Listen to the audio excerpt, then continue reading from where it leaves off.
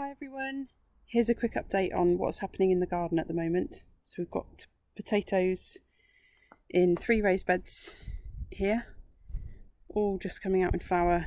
We've got early varieties, mid varieties and late varieties, all getting ready to produce lovely potatoes. You can just see there's a flower there, and the ants are busy at work because there's a lot of aphids. But we don't mind that because that's encouraging other wildlife into the garden, particularly birds, and this morning we saw a goldfinch. Given the heat, it's not surprising that some of these leaves look like they could do with a good drink, but we'll be watering later. No point watering in the middle of the day because it just evaporates anyway, and also the soil can take it up much better when it's a bit cooler and the sun's gone in. And of course, if you splash the leaves with water, you're going to get sunburn on the leaves, so we won't be watering at this time of day. But this is our leaves bed, and some edible flowers just starting to come. So we've got some borage in there, spinach, chard, and some pak choi growing there as well.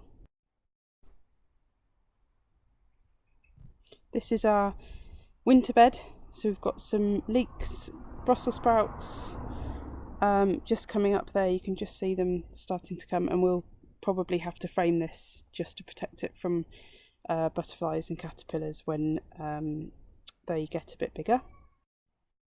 We are very excited about this. This is a dwarf mulberry, and we've got 2 of these now in at Edgegate HQ, waiting to produce lovely mulberries. And then we've used an edge to create space for fruit trees and soft fruit. So there is a tayberry there, and then we've got fruit trees, and we went for cooking apples. We don't really eat apples much, but we do cook with apples, so we decided to go with cooking apples and 3 good trees, which will hopefully produce us enough to store then over winter. There's a comfrey there at the bottom, and comfreys, as I'm sure you know, produce really good nutrients, and they're great for organic feed, particularly for potassium for fruiting trees. There's a loganberry, so that will be climbing up these wires here. So fix these wires to the posts, and then we've got another tree here, another loganberry, and the final tree here. So that's the use of one edge, and that's south facing. And this is the other edge, so this is also south facing, wires are in, and that will be filled up with cordon pear trees. We've talked a lot about perennials in this newsletter, and here is one of our hostas. So that's growing really nicely. You can see it's in shade now, but it does get some sun. It gets about 2 or 3 hours of sun a day because it's in a gap which receives some sunshine. So this is one of our edible perennials.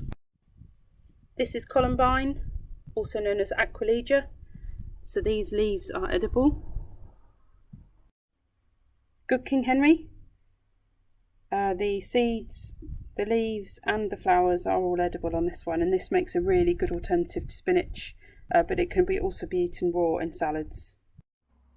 And finally, this is buckler sorrel, buckler leaf sorrel, and again this has the very sorrely lemony flavour, but hopefully that gives you some idea of some of the perennials that we eat. And of course, if you book onto our perennial tasting, then you'll get the chance to try all of these yourself. Just going to leave you with a final shot of our lovely pond. So here are the water plants and the marginal plants just bedding in, and we're just waiting for some more rain to start filling up the pond a bit more. And then down that end where you can see it's not quite yet planted, that will be the bog garden.